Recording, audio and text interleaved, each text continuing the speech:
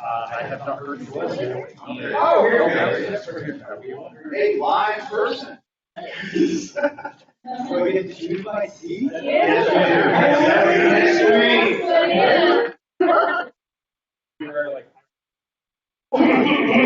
can report it.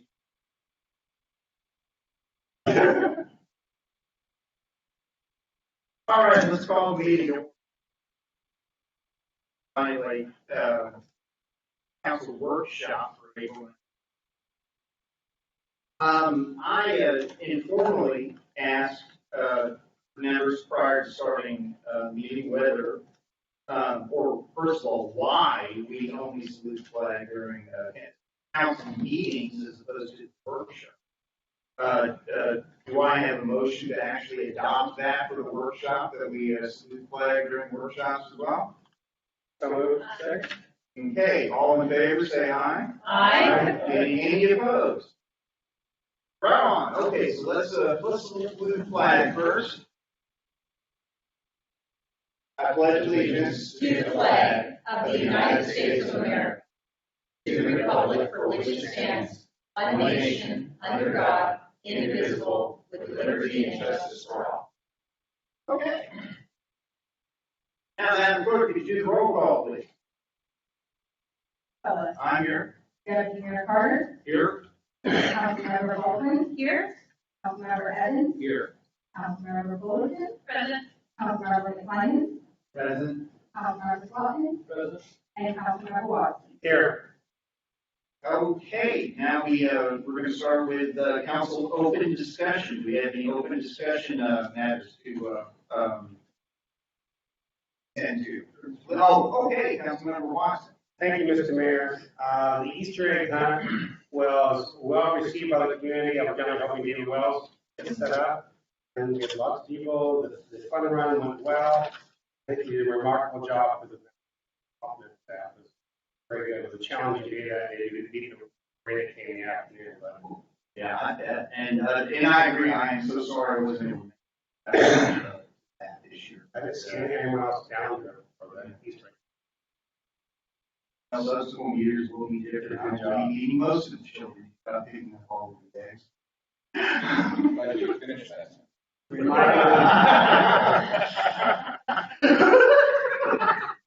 Remind everyone that April 23rd is Park Appreciation Day at 9 a.m.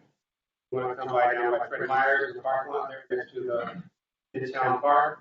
Dave Wells will be doing some little announcement there and stuff. And we're going to have people by members and a few other committee members going out to the park. We got lots of names, so that's 9 a.m. on Saturday. And April 21st is a Thursday. Yes, sir. Do you have deemed disposals or any extracurricular events like light recycle or anything going on? Just trash and stuff. Oh, okay, no paper shredder. Shredding is on the 29th. That would be correct, yeah. That's the city's recycling. Oh, okay. It's the city cleanup day. Okay. April 21st is the chamber luncheon. You're all welcome to come to this, of course. We're going to be honored to have Director Ryan Johnstone there speaking to all the chamber. I'm looking forward to hearing what's going on in our city and what about the growth of Bonney Lake and what else is happening in our community. So that's going to be over at Mazatlan. Question about that. Is it okay, like, what if all of the council members wanted to go? You're all chamber members. The only thing I'm going to do is get the discount, do that at the door, because email them, go online, like I do my disc. Would it be the problem of all of the? Yeah, I believe Councilman Coleman is addressing the fact that we have more than a quorum there, so we would have. Oh, that'd be a problem. Yeah. Just, if it's any more than, I'll be there a year ago. Oh, I'm interested, yeah, I have to figure out. 11:30, anybody else to go? Only have two. If you get more than anybody else, maybe more than three. Yeah. It starts at 11:30.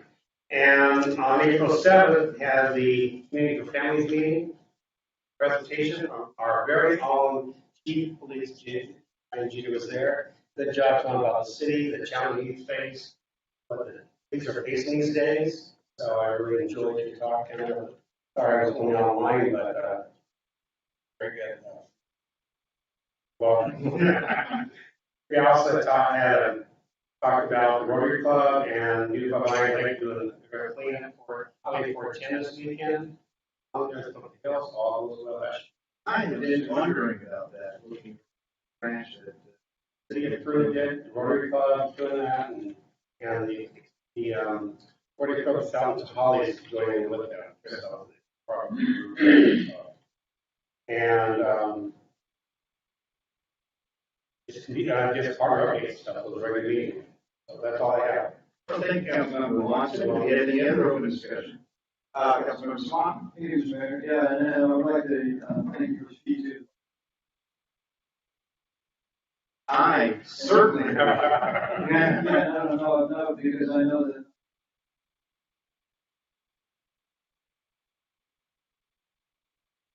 There, and you were correct, of course. There was not able to do that, which clearly says in our code, care of the meeting is able to during the meetings for many years. We don't normally do that. Unless, of course, you obviously need to, right? Even to clarify the voting. In my estimation, a roll call vote has, right? When people actually want their names associated directly with it. Because, I would use an example like when we went through the food.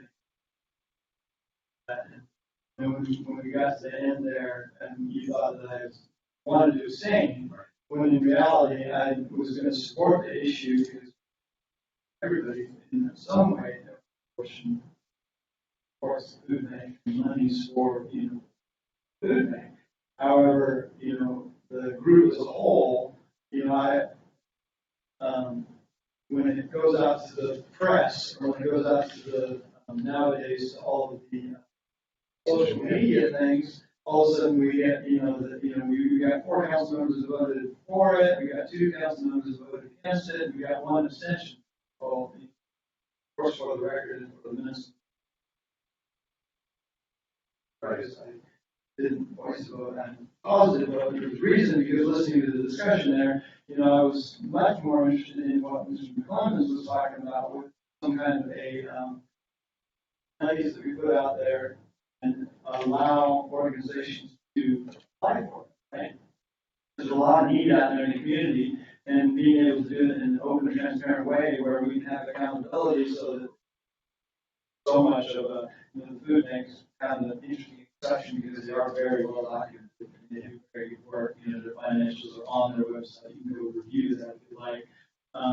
But just, blank checkish kind of thing where now we're stuck with forever and always writing them a $50,000 a year check. And some people will say, wait a minute, I was on for 3 years. And I'm like saying, okay, well, you be the council member who's going to say that no, I'm not going to.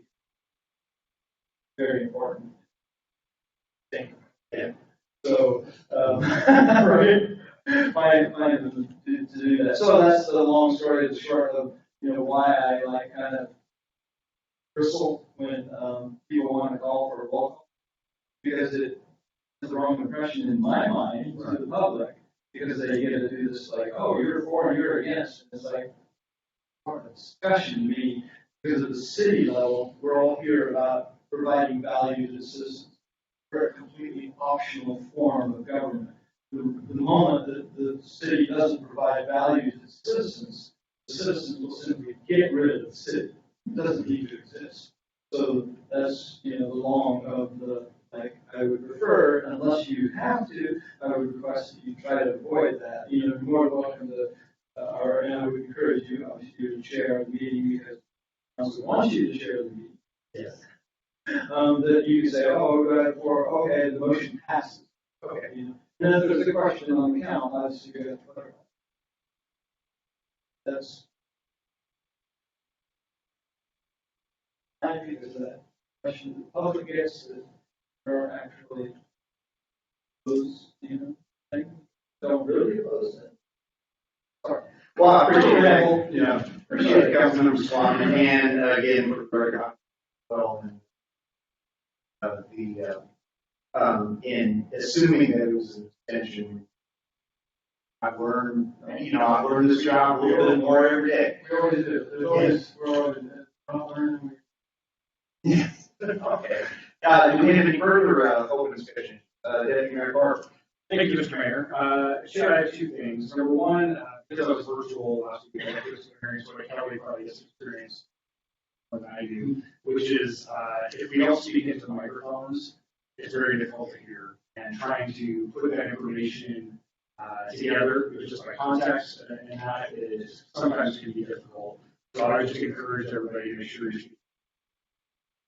And it's that thing, by the way. Right. You know, Chuck's gonna solve this all for us here soon. We are working on it. Because there's some technology that you're working on to do that. That's my confusion too, because it's like, oh wow, I'm speeding up, but that doesn't change that thing. So a cue to you is if you're not on the video, the owl selects, the owl is not hearing you. So when you can speak, if you look at the video up there, the owl will let you know. Oh, wait. Takes a minute, but it's pretty consistent. And a pro tip for those who are out there, if you mute and unmute your channel, that also helps as well. Thank you. So that was number one. And then number two, I just wanted to remind everyone that the council retreat is going to be Saturday, May 21st. Just so everybody, all of the members. And that's at Del Lago? That's going to be at Del Lago. All right. When does the motorcade pick me up? The limo will be. Okay, Councilmember Fullerton. Yeah, so, I had a couple of things, but, I brought up at the, public safety meeting, we didn't go where, I can't remember what it was. I wanted to think about, the 98391 zip code, because this year is a special year and we've been locked down and we were talking about locking the boat launch and then opening the boat launch and then locking it and then opening it. And we finally decided we're going to open it with a code once you purchase your permit. So I was thinking, there's people who live in 98391 that are actually closer to Lake Taps than I am over in Sky Island area. So I was thinking it would be awesome if we could allow for anybody to, that is in the 98391 to be able to purchase a permit, at least for this year, to launch their boat. Because obviously they're going to have a place to park their boat, and as long as they're willing to, or their trailers, so as long as they're willing to adhere to the rules and take their trailer back home and make arrangements, I don't see why we couldn't open that up. Plus, it would allow for a little bit more income. So if we need to make some improvements on boat launch parking, like if we wanted to make it electric next year or something, do an arm or whatever we decide is going to happen when we do have a parking lot, I think that would help. And if it works out well, then maybe we can continue to do that. Because people in 98391, they are affected by council. Hey, Madam Clerk. I just wanted to point out that all aspects.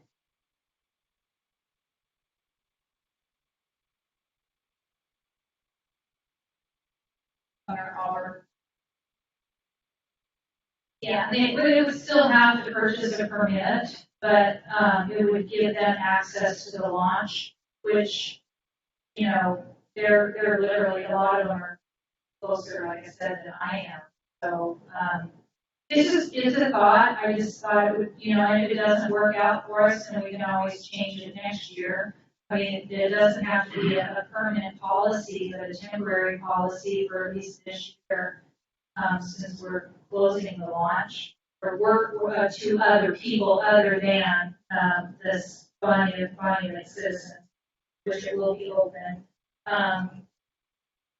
So, and that was just my thought. I also was wondering if we have any, forward movement on signs. So when we can be able to move those cement blocks that are still there, if we have anything going forward with that. Signage, we've seen drafts of the signage, and so approved, that went around email today. So they'll reduce those signs, we should get those here. I double check with Jack on that.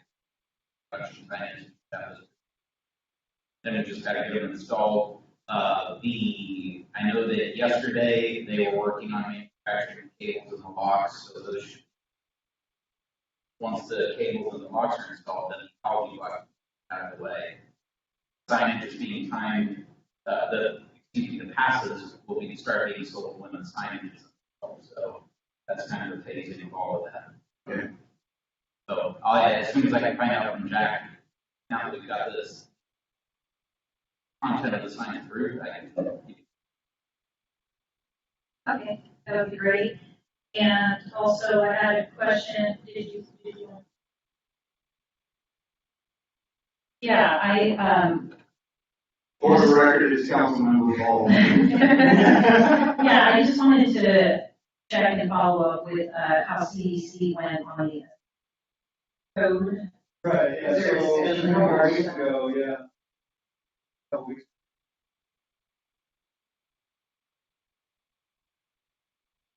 More knowledge about how to cheat requirements and stuff, or, I didn't recall at that point in time exactly what they depended on, just facilities.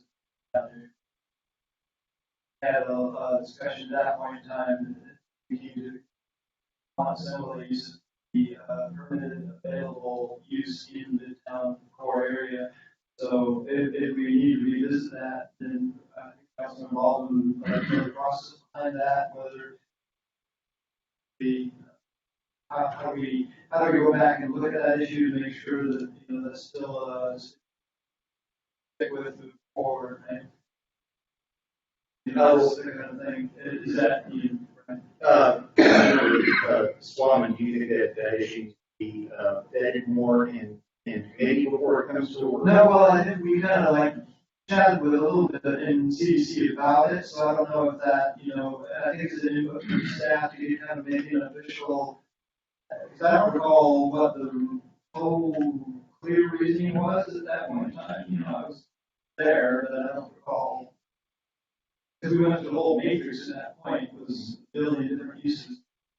So would that be appropriate at the next council workshop to possibly have some input from staff on what that would look like? But I guess, overall, you first have to, as a council member, I'm willing to look at it again. And I don't know if other people want to look at it again, or it's like, well, no, we made it back then, and there's like 4 or 5 councils that way, and then it's done, and we move on. Well, more likely it needs to be discussed a little bit more. However, it's Deputy Mayor Carter's purview whether to put it on work. Oh, we can certainly put it on. Several people have brought it up, so I think it's worth talking about. So would it be possible to have kind of staff give us a little minor, Edge. information about, to remind us why that decision was made, and the implications. Because I don't know that. Councilmember Klein. Yeah, I think the question I would have is this something that has to go back to the planning commission? A council member can just make a motion and what's the actual procedure? It would go back to the planning commission, so the motion would be to the Senate. Right. In other words, it's not a short process. Doable. It's just, you have to go through all the. You have a date in mind? So the question I would have is that a state regulation or is that a city regulation? That's a city, that's a city. Okay, yeah, so it's part of a section of. So I would think the next workshop or something. Yeah. Yeah, because we need to get, idea from the council if they're wanting that change. Wanting that change, I guess we would refer it onto the planning commission work plan for consideration, and they would work through the process.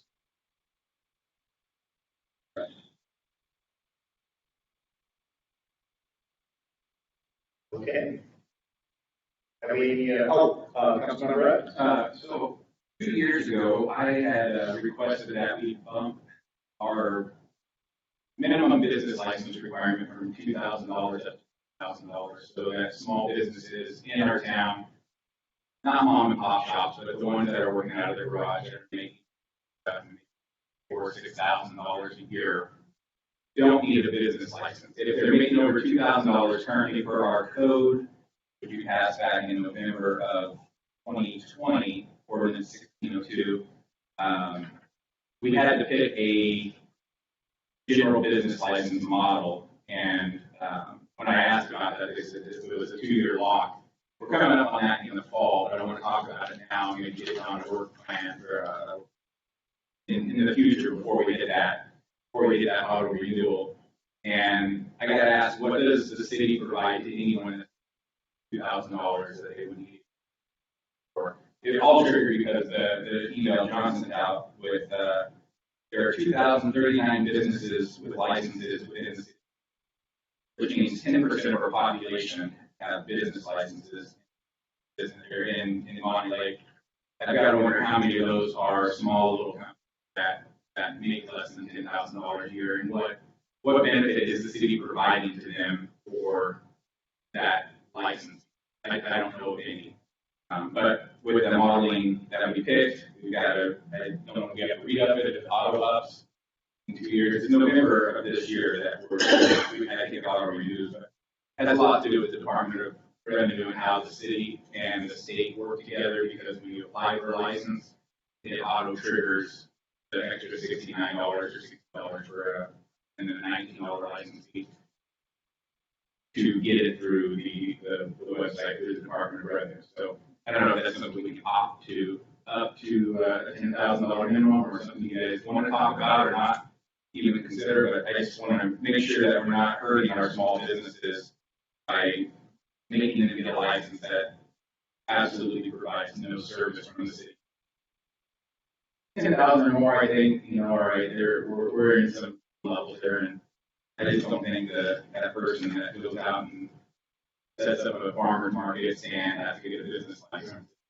All they're doing is 8 weeks worth of produce sales. So They're very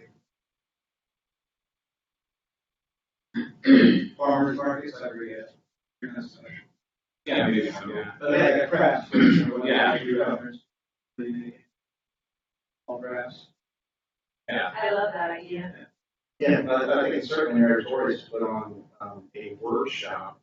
Ms. Ryerson, would this be a budget issue that would be discussed if we're now starting on our biannual budget? As far as Not something we discuss. Okay. We don't typically discuss this at the budget. This is actually in the permitting department. They process the business licenses. Okay.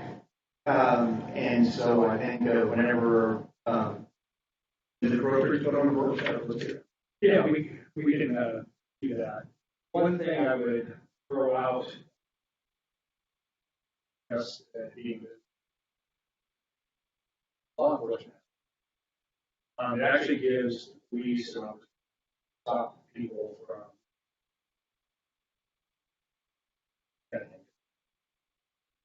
Believe it or not, that's actually a crime. Yeah, the peddlers. So some of those things we can sort of look at it if they're just busy.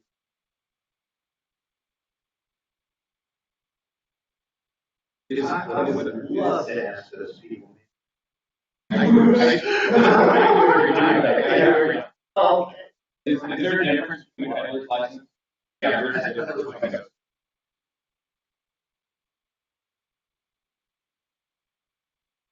I'm not sure if the question was being asked of me. I can't hear anything, Terry. You were looking at Justin and not the mic.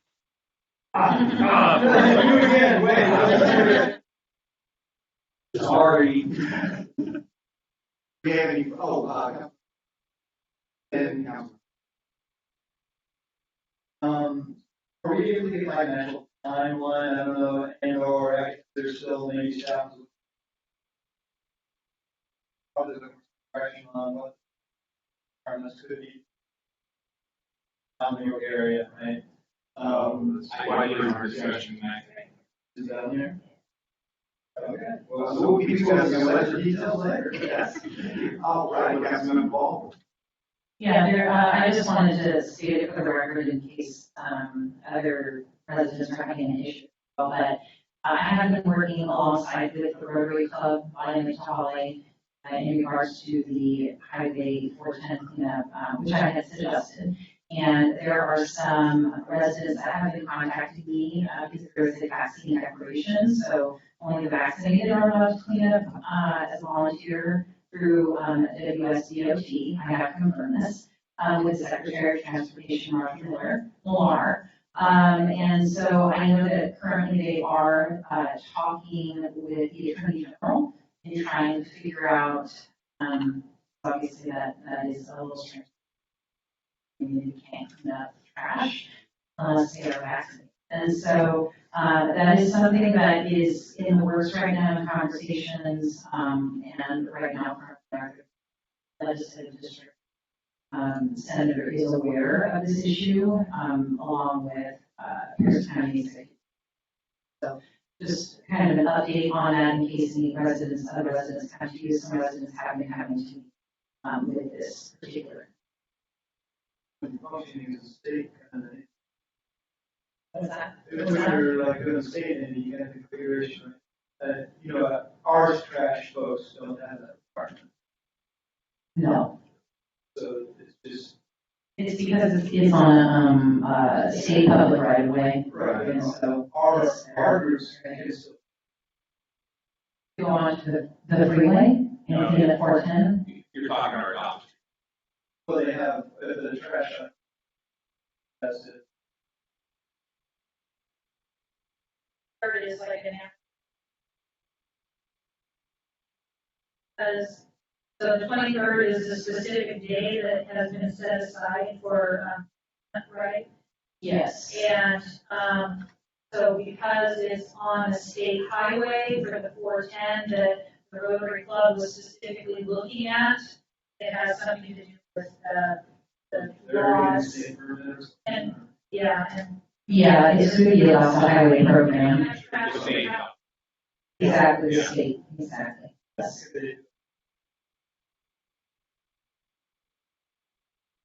Not on that part of the roadway, no, because that cleanup effort is gonna occur now. Winco, near Winco off of 166. Right, it is. Yeah, we had just mentioned, I had mentioned it at the Rotary Club meeting because they were looking for a project. They're so great. However, Bonney residents coming up into the city, obviously on 410, are coming home is filthy. And so, yeah, we were just discussing cleaning up that section. I recall even months ago, maybe even when we were storming to shut down the roads, and a county said they would gladly help the state out by clearing the state highway. The state said no, because that county did not have vaccine requirement for the truckers to be in their truck by themselves clearing the highway. So the state said no. Well, That was a little, just some details. well, that's definitely what's happening right now. So in my conversations with WSDOT, yeah. That seems something that the citizens wanting to do outside when they're not requiring masks for that and cleaning up their own neighborhood. But this, oh, don't want to do that on record. I certainly see the frustration in that, yeah. All right, we have any further? Okay. Have a review of the council. That Councilman Watson, your name is one minor correction. Okay, good.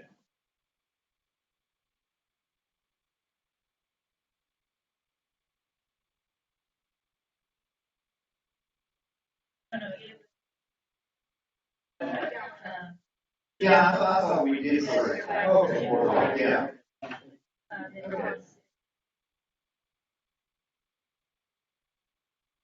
All right, now we have a discussion item on the Bonney Lake owned property and Rockledge. Floor is yours. Mayor Carter reminded me that I'm coming out of the year that we had talked about city-owned properties. So we put together a couple maps in your every packet. I printed out larger copies in color. I got my copy of black. It was 8.5 black and white. I couldn't read. So hopefully that helps in the discussion. First map there is listed in 2020. Number of purposes, facility, wetlands, properties, parks, future parks, things like that. These are all the properties that the city currently has ownership of that we could not dispose of. The second map there, which is more interest, backside of that is properties that are for sale. And you come up with 24 properties that we on the right side of the map, towards the top, is the recon property. We acquired that back in April 2010. $1,000. The intent was to water grant. Under the Four Cities agreement with the Cascade Water Line, we had some years to operate and lease them. There was an existing well on site that the previous landowner, the tree farm out there, had used. We had high hopes that we would be able to drill a well and perfect water right on that property. But we went down some 300 odd feet. We went deeper than 300 feet, basically came up dry. And so we have surplus that property for sale. We didn't want to do that. We did that a couple years ago. So that property is currently surplus.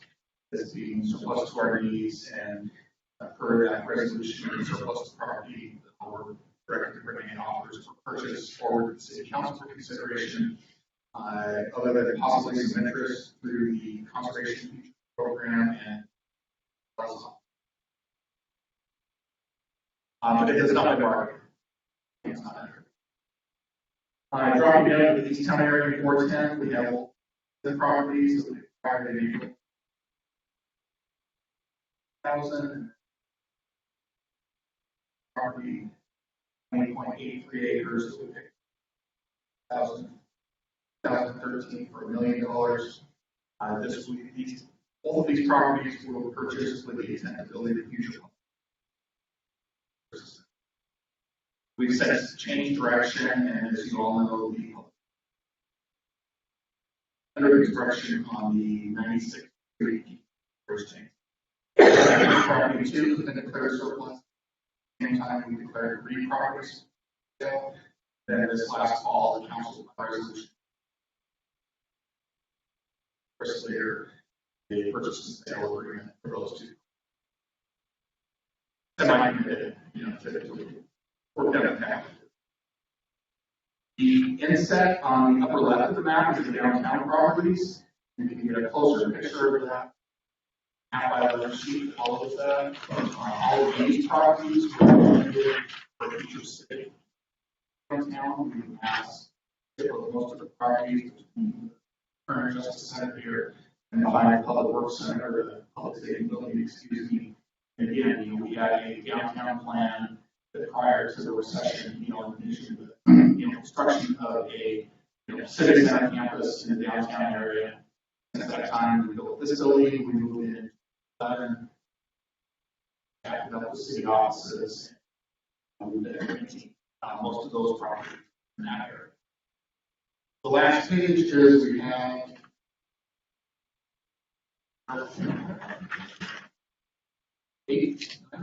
on properties that are actively managed.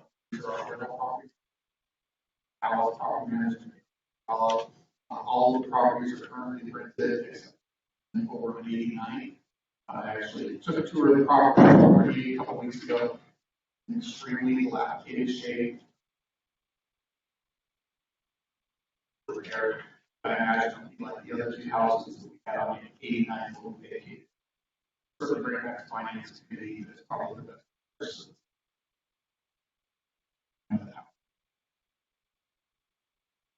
That is, Councilman Carter, that kind of got to the price of what we thought we were going to be looking at, but a quick summary of what the city on property. I thought last year we talked about moving forward, or it was in the budget to do a downtown again. Yes, we talked about that, and if I'm not mistaken, we then. Oh, okay. Any further questions? Or David McCarter, thank you. Several, I think it was last year, right, and the year before, talking about aren't you that we're possibly going to go up for sale. There was one that's found in Rose Lake Road that the county had up on the federal litigation, relinquished, and ended up getting our access into that storm holiday. Yeah, typically, once, twice a year, you'll get those from the county, right away. We'll have it on our tracks that person on the map and see Was one of them on Whiskey Run down that property we bought down there? The easement? Yeah, I remember another property came up. We did buy that last, there was two next to that. Yeah, there was a lot now. Yeah. Those were whole lots. Yeah, that one that we got from the county, like a discount rate. Yeah, and then they hit us when they away and the new road and all that stuff. Was there another in that same area that they offered us or available that is serving? We have the two lots. Yeah, okay. And I thought it was something about a potential bridge down in that area that, yeah, it was property on the other side of the river property itself. Okay.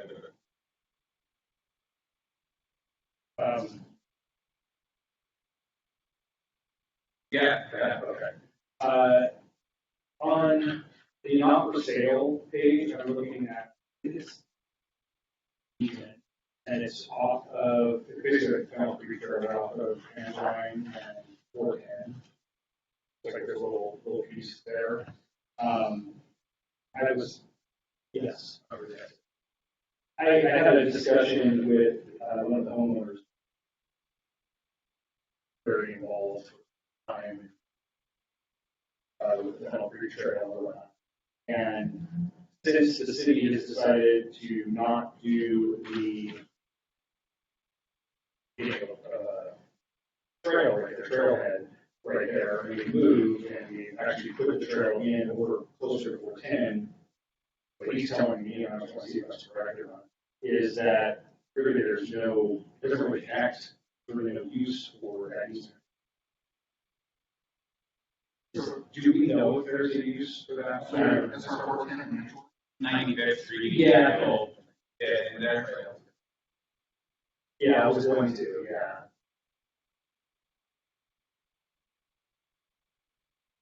Yeah, they issued the homeowners down this stuff, I remember that. Correct, but this is one of the homes down there. Yeah. So I believe that was the old trail line.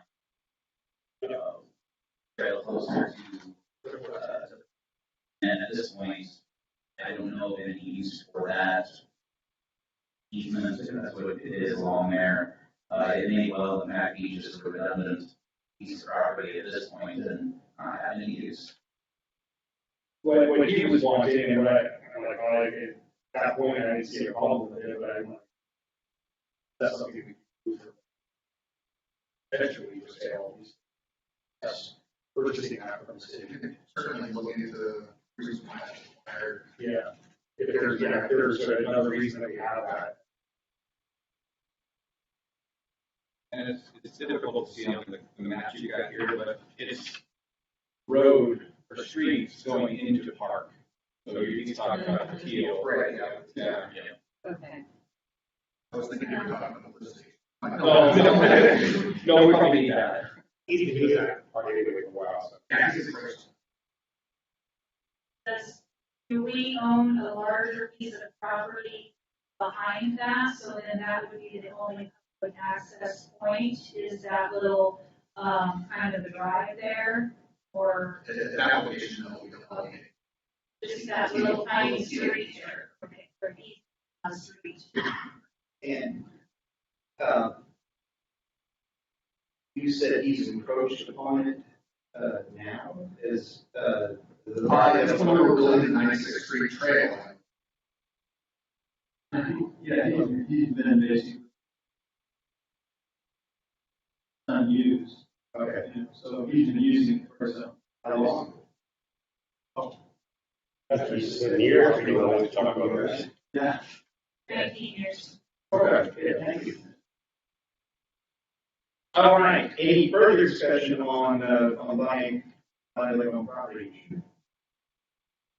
Okay, so in reference to the Reed property, like I said, right?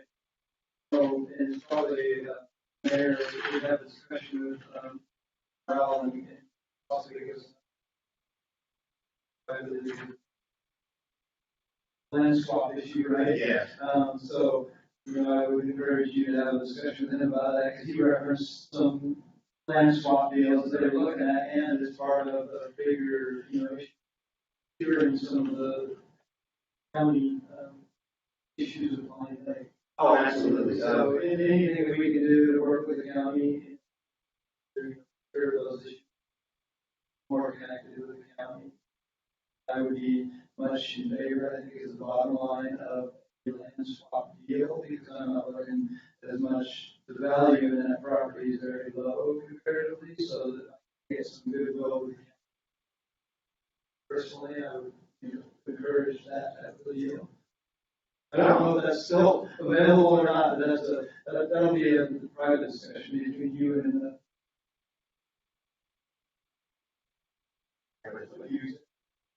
And we've had two meetings, discussing that. Myself, one that did include our city administrator, just last week.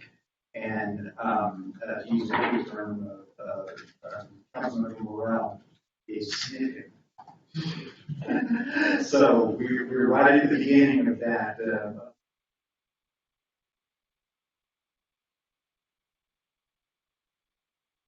And then I know moving on a separate issue, of course, Compass Point piece out there, that's, we know how far along we're at in the deal with that, is that? So we're nearing the completion of having a final draft version of the development agreement here. And that's going really nicely, actually. I think both parties are pretty satisfied with the progress being made for open. You're really seeing we're kind of something final. Okay, and the council, at that point, it comes to the council can look at the proposed development agreement, yes and no on that, and then that's done at that point. Exactly. So that, are we able to, and it's satisfactory to the utility needs, I guess, finances. Yes. Okay. What was did we make any money on that property? Did we put that up for sale at all? Or? So the property has been surplus. We received an appraisal on the property. Will be coming forward. Firstly, there will not only be the development agreement, also proposed sale prices. Okay. Okay, any further discussion? All right, let's move on to a discussion about senior center drivers. Jeff. Or yours. Yes. I have Sue Lillard on, who's our senior center manager.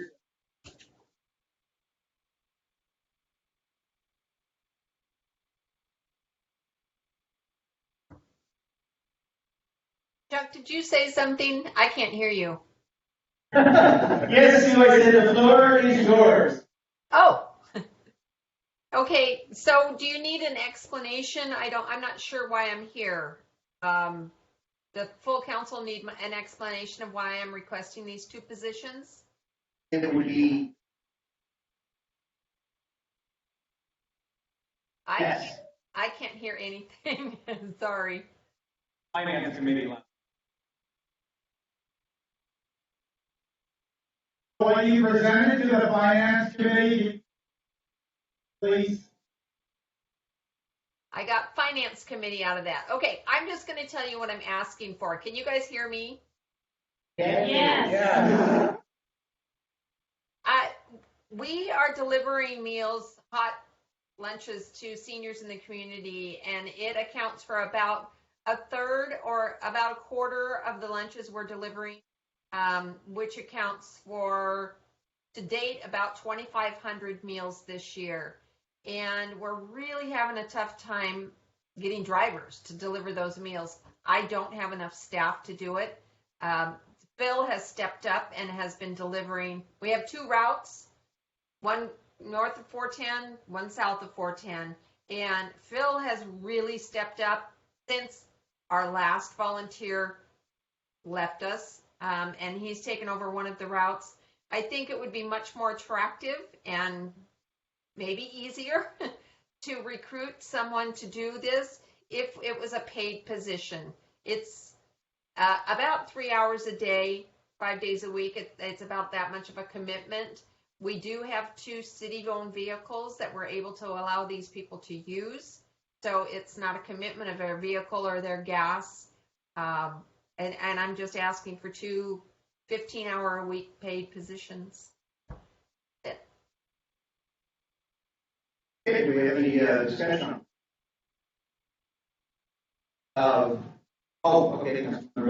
If I recall in the finance committee, we talked about using the limited duration, having a sunset on this fund for this availability for the employees. So it wouldn't be necessarily a budget hit, but it would be something that we could provide for the next year or two with a end date in mind at hire that says this position is only funded through this date, and we have to this council or future council in a budget meeting to bring that forward as a position on a regular budget. Stop feeding the poor and No, the delivery. Oh. Yes, and that is the point well taken. And further on that, where we Yes. Okay, Councilmember Swan. So yeah, I was on finance committee obviously, so that's thank you, Debbie McCarter for bringing this forward here so that we can have a larger discussion, because I was interested, and I heard from members was like, original idea was to, partnership with that, right? For they do some of these activities, I didn't know where that went and why that didn't, coalesce as a. So I had asked that exact question as well, and what I was told is that the food bank had already taken over the delivery routes for food for the food bank when the pandemic initially started. So they're already basically running raid, and they probably don't have any.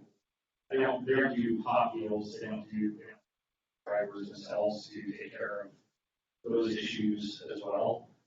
Because that was my concern, like, hey, we can combine these things and be a little more efficient. But you would think, the city's gonna spend X, right? And the city also, a major concern of mine, incurring a high liability anytime you hire.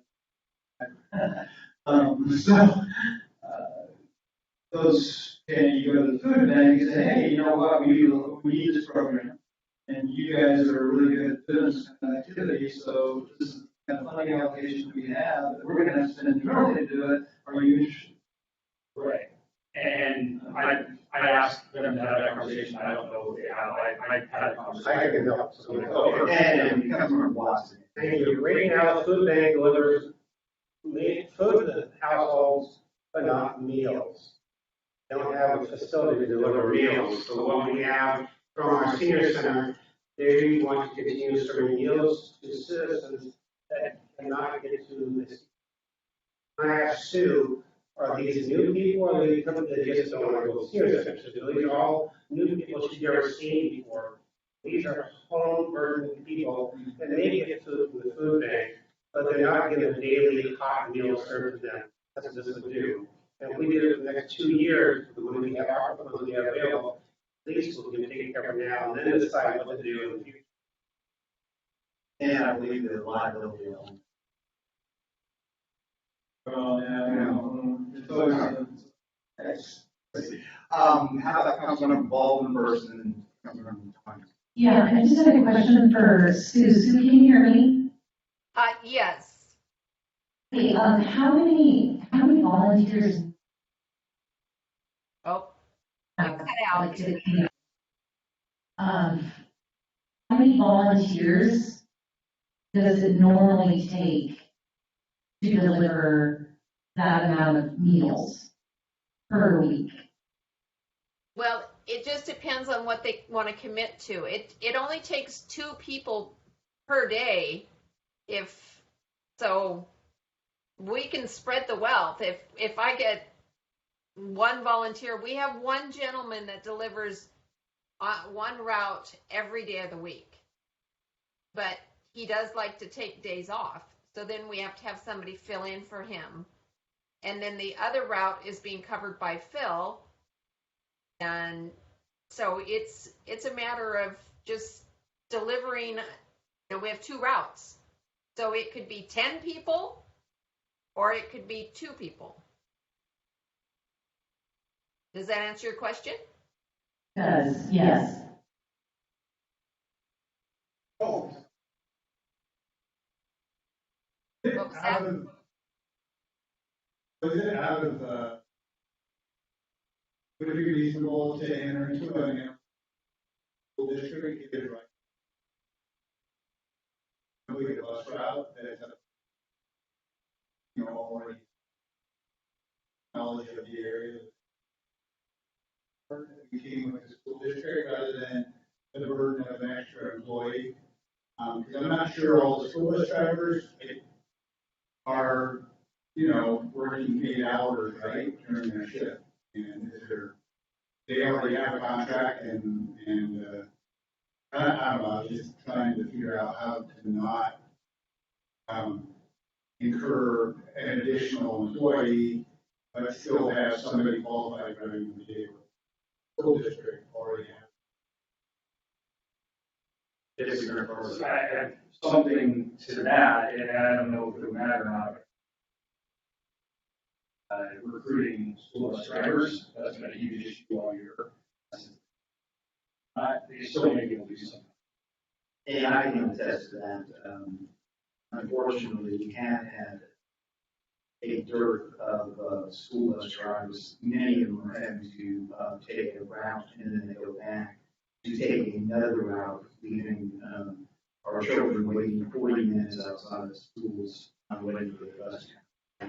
So we can certainly ask, and that is certainly a good idea as far as seeing how that could go, but didn't want to put that on the record right now. Currently, they're wanting school bus drivers to have school bus drivers that are waiting. So, Governor Baldwin. Mr. McEwen. I just wanted to state that these are minimum wage drivers, and school bus drivers do make more than minimum. Get someone who has a bus license and is making a certain amount want to come down and do a 3-hour. Not impossible, certainly something that we can look at, but there will be a pay difference in what the city would be able to offer someone who has a more professional bus driving license. for their volunteers today. Right now we have, when we can get them, yes, They're unpaid people. they are unpaid people. What we're asking for is to try and find, because it's been very difficult to find replacement volunteers. Yeah. I mean, Sue's really been able to do this with one very dedicated person, and unfortunately someone who's very dedicated also, but has recently left. And so it's very difficult to find someone who's willing to commit 3 hours a day in the middle of the day, noon to 1, Right. and every day, and do the drive. Yeah, just like commentary for me, it's just kind of embarrassing that we're living in a community where finding volunteers already.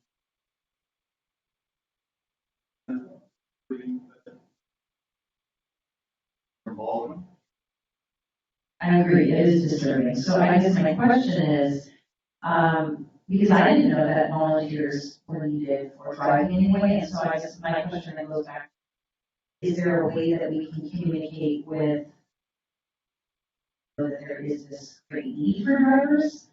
And then people then step forward to then volunteer, because I did not know this, I didn't know there. So my assumption is there's probably other people that also don't know, but would be willing to, commit, a day a week or whatever to do 3 hours and get multiple volunteers. And I guess my question is what is in the works to recruit volunteers? Because that is sad, it's been put out there and nobody wanting to do it. And just for and so, yeah, could you tell us the addresses that go under recruit? We have used social media. We've used our newsletter. We've put it out on the signboard in front of the senior center. Every avenue that we can think of, we have, put the word out through the seniors. We've begged other senior centers. We've done everything we could think of. And the challenge is, like Chuck said, we're asking somebody to commit. He said 12 to 1. It's actually 11 to 1:30. It's the chunk of time in the middle of your day, and that really is asking a lot of somebody to give up that in the middle of your day and not get paid, which if somebody is wanting to volunteer, they're not expecting to be paid, but it is a large amount of time right in the middle of your day. Councilmember Evans. And the reason I was in support of this one, I've always believed that if it's vital, we need to make sure that can't call sick, and they choose not to come in, or it's not the top priority that day. The seniors are the ones that are going to. And if it's dishwashing, if it's doing cleanup, if it's something where a volunteer is adding extra help, to me, if it's a necessity, if it's vital that our seniors get fed, for this duration, to just make sure that we're getting Whatever thing. Let's be honest, right? That's for another council to decide, but you're probably not wrong. Yeah. So that's one of the reasons I wanted to bring it forward to all of us, because you're essentially adding employees. You're adding, somebody who could be here for a long period of time. Talk about initially being ARPA funds, then does somebody stop at some point? Is it one job or is it two? Because you're gonna pay one, but the other one's gonna be a volunteer. That seems kind of weird. Just, it's hard to quantify so that it's in the budget. So that albeit we can use ARPA funds in order to today and maybe next year.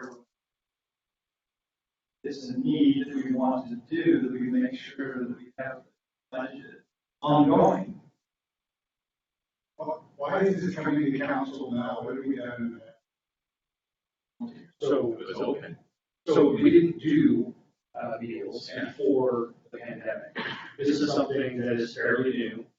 It came around during the pandemic, and volunteers were in. So that's why we're seeing a progression here. Okay, how do we want this paid? And so it is kind of something that's new. I think it's a great program. I think everybody would agree that, but it is brand new. And just to add to that, I can say that during my campaign, I actually went to the senior center multiple times to talk about specific issues with management over there when they allowed it. The citizens that did come in, I can attest to the fact that the drivers, Phil in particular, but all of them, for the utmost credit, they were putting in time and every day to make sure that these meals have been they've been served otherwise. Because of the, and everybody was from the objective that you're right, we don't get it to our senior citizens, some of these literally Bonney. And so this is not a question of a volunteer coming along and then feeling unfair and coming to the council to see whether we will pay them or not. I believe this is where more of a situation where the volunteers, one of them, we did have 2 volunteers. One of them has now left us. I don't know if it was due to burnout or what actually happened there. But we are in need. I think it's a necessary need. I mean, we are maintaining our seniors. We wouldn't expect people to volunteer to maintain our yard equipment. They're not to fix our lawnmowers. We are a city that generates $750 million in sales tax, or not sales tax, but in sales in our city. The least we can do is short duration, use the ARPA fund to make sure that. Just one clarification, we were doing meals beforehand, we just weren't doing delivery. Right. But with a lot of them staying home now, and then just for houses and all that. Yeah, I just want to say too, the senior center does a lot to maintain what they have going on. What you don't know about is Phil currently collects clothing for the senior center. The Lions Kids House gives them what we can't use. He then goes down once a month and delivers out clothing down south and sells it for the city, bring money back to the senior center. He's now doing cans the same way too, to help pay for their expenses over there. So this little bit of expense coming out of us is minuscule. What they do every day down there, help make their operation run, and they're trying to, everything they can to collect money to make things work for the seniors. The finance committee brought this forward to the whole council, because I think it's a decision for all to think about. It's something we do for 2 years, and when it comes up for 2 years, you decide what you want to do at this point. I think it does. Well, I don't want to. Yeah, set us the need at that point. I would like it. Set us the need at that. Yeah, set us the need. Why would the need? Because the community. Oh, it's gone. But we still have. Oh, and I'm sorry, didn't know. But you would think what we still have is like wine and silver couldn't be in our meeting today because there are people that are still susceptible, and a lot of our senior citizens feel like they still cannot be. And so we need a little more. Yeah. Right. It's a great program, and it is just fantastic. Those older folks are often ignored. They literally almost do not eat. So, when you can do it, you need to have it recognized so it comes from involved.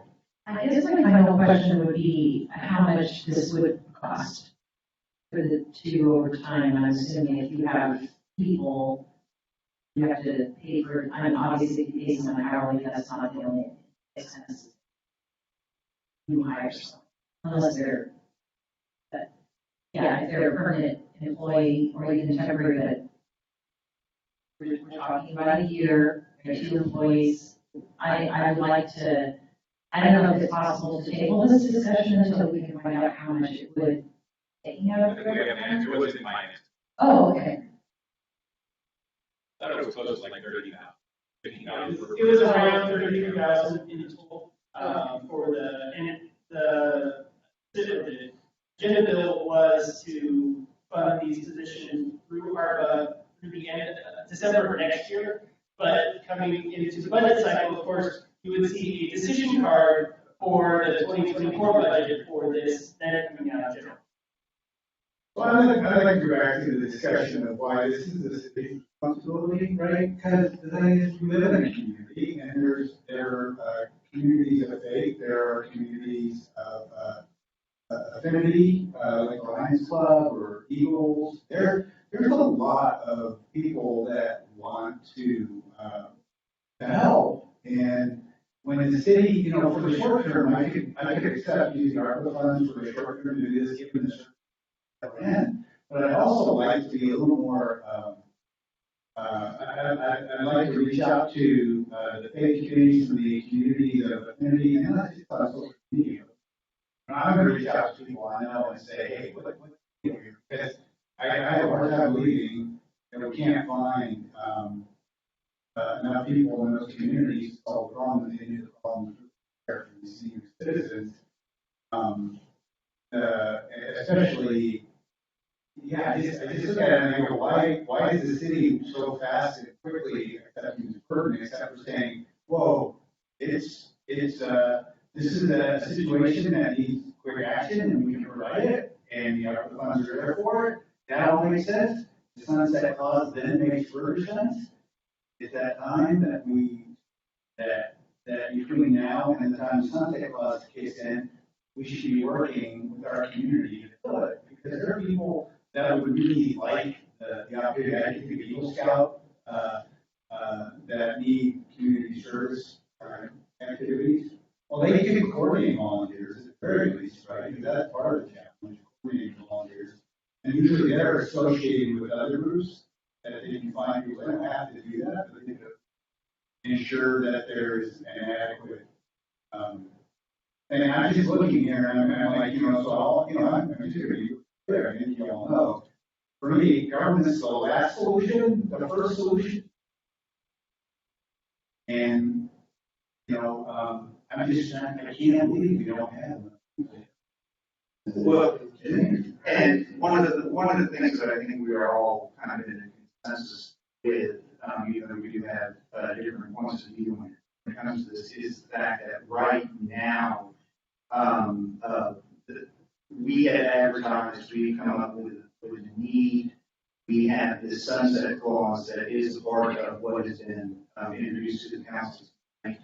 And having it come out of ARPA funds for this temporary measure. I would ask at this point if we could get this, we probably thoroughly covered such and get it on to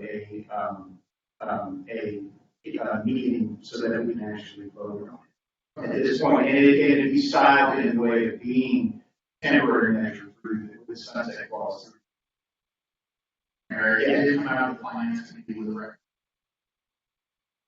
Oh, and we want to make sure, on the finance committee, that we budgeted for the mileage on this car.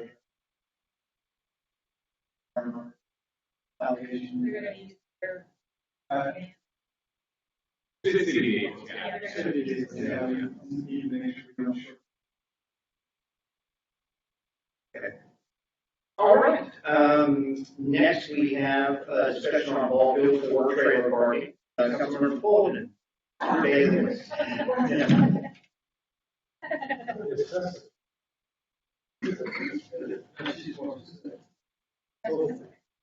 there was two things involving ballpark 4, and I don't want to put anybody on the spot, but I do feel like we need to give Ryan a direct, basically let him know exactly what we want to do with. There's not just the parking lot that's in front of this by ballpark 4, but ballpark 4. Then the utilities that will be going away, as well as the decant area that will be going away. So, and I don't think that the council is interested in putting any more activities in the ballpark area in Allen York Park. So I think we need to give Ryan direct where we want to go, and I believe that we're thinking parking for all of those areas. And I wanted to figure out a way to have that financing at least started to move forward for ballpark 4 becoming a parking lot for trailers, because I do not want to be in this position next year where we go, oh, we have to close the boat launch down again because we still don't have boat trailer parking. So I want to make sure that that we're making forward progress on stating that ballpark 4 turned into a parking lot for trailers, as well as the parking lot next to ballpark 4 turned into boat trailer parking because we're going to be adding an additional 125 with the new park when that is completed in October, or before October. So can we give Ryan any clear direction on what we want to do with those properties so that he can get his permits and studies and whatnot, whatever he needs in order to make sure that all of the paperwork is moving forward? Or can we put it on the agenda for the retreat, or, what can we do? Well, why don't we start with voting and having discussion? I believe Baldwin wants to start. Yeah, so at the public safety meeting, just so everybody's on the same voting to close the launch, we had talked about making sure that this is something that started moving, just simply because government is so slow. And so one of the things that we had talked about is to, instead of waiting until this is not what we talked about at the public safety meeting, but we did talk about making sure we get the ball rolling on this particular thing. Instead of waiting until the biennial budget in December, we are wondering if there's a possibility to propose a budget amendment. And I did get engineer estimates from Jack. What is Jack's last name? Oh, yes. And so he did send me the paperwork as far as the engineer's estimate for asphalt versus gravel, as well as just some preliminary maps with asphalt and gravel. And so I guess my question is that a possibility to do a budget amendment to propose one so that it can get started before December, the ball starts rolling? Right. So forgive me that, go ahead, Councilman. We need to kind of figure out what the ultimate goal plan, right? Because we want parking down there, but I think we need staff to develop the options, design, where this all going, right? Well, I'm looking at, it's from Bonney Lake, it's the ball field for improvements. Oh, yeah. And it's for both asphalt and gravel. And it looks priced out. There's 2 different prices. One is double the money, and then there are preliminary maps. I believe Mr. Bogdich in his days. You were. He's like, oh, Sherry. Oh, that would be above Ms. Bogdich. Shout out Ms. Ryerson. You know what's up? I hear money, so I can really hear Councilmember Fullerton and Councilmember Baldwin. So yes, I hear money. I hear their questions. First of all, Councilmember Baldwin, can you give me the estimate amount? Yes. Okay. So for the asphalt field, it looks like it's at $364,200. And for the gravel lot, the engineer's estimate is listed as $169,407. And it looks like there is grading involved in both of them. So, okay. Should the council? Quick clarification. This is the not the current ball field parking, but the ball field itself. Yes. Okay. So if the council wanted to move forward outside of the biennial budget process, there is no fund, there's no funds available or left in the park fund. You have transferred over, oh gosh, I think it's like 4.2 million from the general fund to finish this park. So you would end up having to transfer more money from the general fund to the park in order to complete this. Ryan can talk about timelines. I don't even know if there's time available. The other thing that would need to happen, or an option, you could use ARPA funding for this, as it's you're improving it for recreation purposes, and we've taken a large hit in COVID-related recreation, so I could use ARPA funds for that as well. It's not a project that we had on our ARPA funds, but that's, you're at the point, you have no money in your park fund. Right, so, again, I'm worried about carbon because, there's options. And I don't know if those plans can all of the.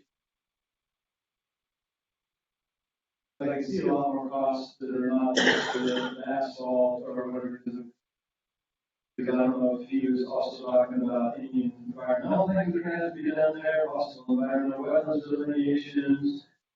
There's famous eagles in the tree right there, and all those fun little governmental issues that go on, and I think Councilmember Clemens was pointing out extra parking in the different areas around it. All of those, like, what the Public Works Center, where that's going, but, all these need to be figured out, right? We need to do it quickly. We want to do it quickly, we want to get it done, but a lot of those details, the mayor has to, have to figure out, okay, well, council needs to say, yeah, we want to do this, we need to get this done, we want it done by next year, can we make that happen? What are our options to do that? And then you have your options with, oh, these are prices for your options, right? Because, let me discuss this CDC. This is a CDC issue. We've already started discussing it tonight. Right. And that's what we would do in the future, moving forward for us to discuss, bring it back. We just need to get it done, because I've heard, conversations, and I completely agree that it's not really. I believe, Mr. Johnstone wants to go ahead. Thank you, Mayor. There's a lot of moving parts here, and I think that's part of what is really hard to get a hold of. I had iterations, and I talked with some of you about probably at least half of those. One of the approaches here that I think makes a lot of sense, and that always donuts you were about to go your suggestion is, or pizza, whatever. Yeah. Is looking at the existing field for a parking lot, and taking some money now, I have to see where we're at on our existing chip seal project that we're getting ready. Adding that parking lot to the scope of that project and preparing that project and taking the 30 years to get out of that and making that ready to. What that does is it's not ideal, it's not optimal. It doesn't give us all the spots that we used to have over our yard, but it does buy us some time. The time that it buys us is it does allow us, allow you, some time to figure out what we want to do with Public Works Center site. It gives us time to move off of it. It also gives us time to figure out what we're going to do with get it out of there. And it also gives us time to hopefully get that parks plan done that we've been talking about, that big document that's looking at all of what we're going to do with parks in Bonney Lake. It will shine a light on North Park, and it will lay out a plan that addresses parking down. That cart before the horse kind of idea, and it's kind of, you got me thinking here. I am totally so appreciative that when we brought this forward, because I do need to start doing something now, and if council's desire that we do something bigger, I absolutely do need to start now. My concern though is with budget, and as Sherry said, how tight it is here, finding sources to do what we would need to do, either do field or something else, it will be tough. As Dan said, when Jack put those initial estimates together for the field, the grass field, and it's exactly right. I mean, we're fortunate we're out of the shoreline. I can't tell you right now what we may have to do to protect eagle that's less than a mile away. I can't tell you necessarily what we may have to do with all the stormwater. I don't know if I can tie in on Bonney Lake Boulevard, or I'd be able to direct this. Yeah, well, I have to build a very big here online. How much of the impervious surface? I mean, those are all good points. I mean, you're exactly right. I mean, and there's design work there. I don't know if at the end of the day I may have to build a pond on that parking lot, but then all of a sudden that's my available. Okay, The point is there's a lot of labor there to do. We can cut the time and the expense by focusing on the parking lot, giving us some space.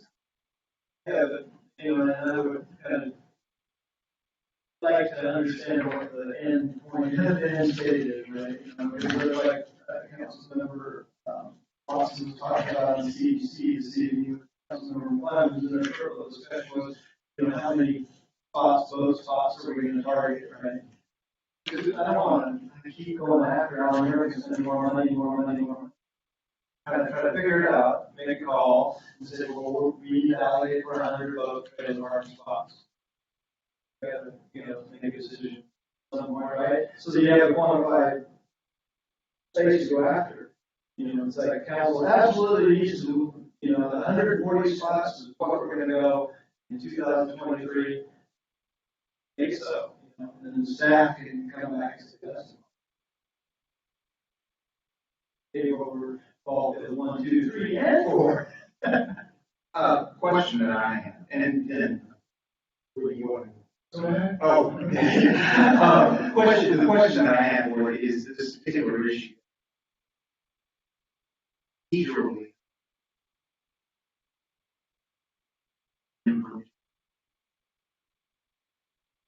issues for you.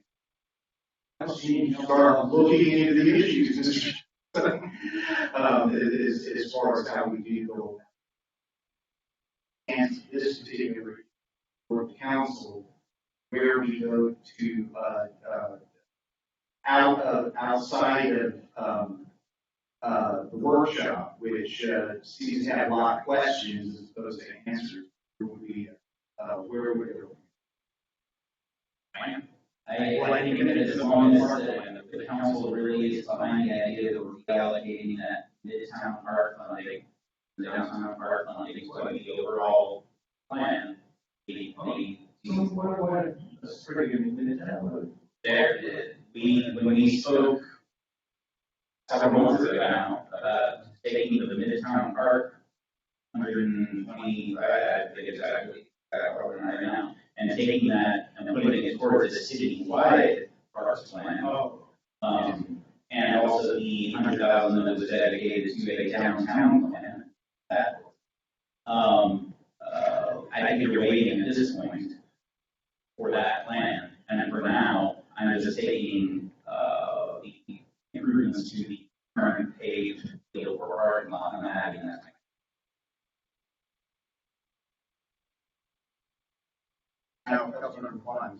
Yeah, so there are two pieces of data that I think would be interesting for us to understand. One is when we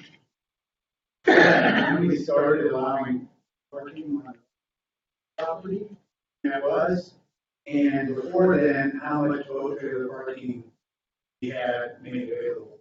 It was just off the bar, right? Yeah. Well, I don't know, I mean, I just have, that's my assumption, so I was thinking that for Moriarty property, everybody was parking in a parking lot.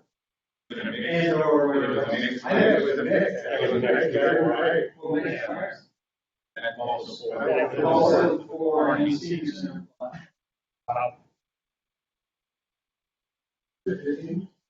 Yeah, yeah, well, the Moriarty part, that was it. I would say 10 years ago. Yeah, I was purchased it when it was dead call. It was purchased. 12, 15 years ago. Yeah. That's more like 13. I don't think we were parking. Because there's a huge step between the amount of us that were able to park on all 4, and then what we went to with Moriarty. Right? Right. So what's your allocation thinking? But that's what I'm trying to understand, right? Is we have to know the target. Yeah. How many parking spots do we need to put in there? Because of happenstance, we happen to have a bunch of room at Moriarty, which isn't there anymore. Right? So now, what's your goal? How many parking spots do we want available? What's reasonable? That's what I'm trying to figure out in my head. That's why I wanted those 2 data points. Before this happened, what was it like? And then now, so I heard it's like 100 spots last year. Right? On one Google image map. Right, sure. One day. You gotta have a target to design for, right? Right. And I'm just trying to figure out what we think, people, because, can we get a metric like how much per, boat trailer parking, how much is one install? $10,000, $15,000, $20,000, right? And then I can say, oh, I want to buy 10. 100,000. Well, it seems like an appropriate issue to discuss in committee so that. Yeah, that's what I'm saying. I'm just saying that's the data I need to make. And this is absolutely. I mean, this isn't Field of Dreams, so we don't necessarily have to build it, so they will come. That's just a thought, but what we did talk about in public safety was 2022, there would be no trailer parking. 2023, there would be all Field 4 parking, now boat trailer parking. 2024 would be after the budget cycle, potentially doing the ball field 4 grass field itself. And with the potential of 2025 being the public works station and fencing that whole area. So that was what we discussed. So I don't think there's any doubt that the next year ball field 4 will be parking lot. Right, just to make sure we're all on the same page. You're talking about the current A ball field. The current A ball field park. Which is just chip seal, move some rock, move some and draw some lines. Yeah. Which would necessarily have more parking than ball field 4.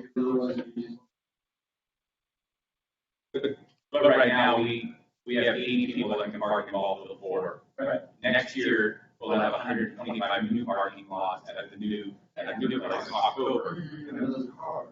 They are cars, but we're moving those spaces over. Yeah. So we're not displacing any.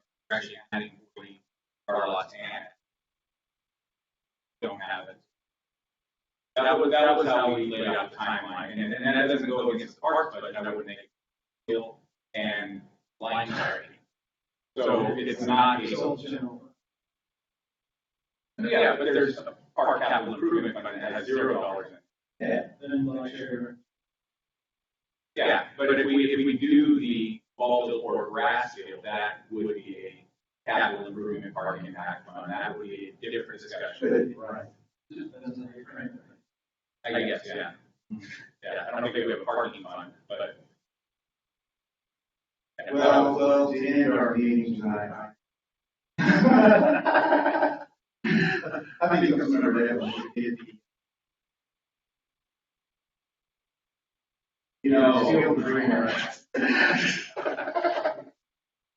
Yeah, we are building the field of dreams.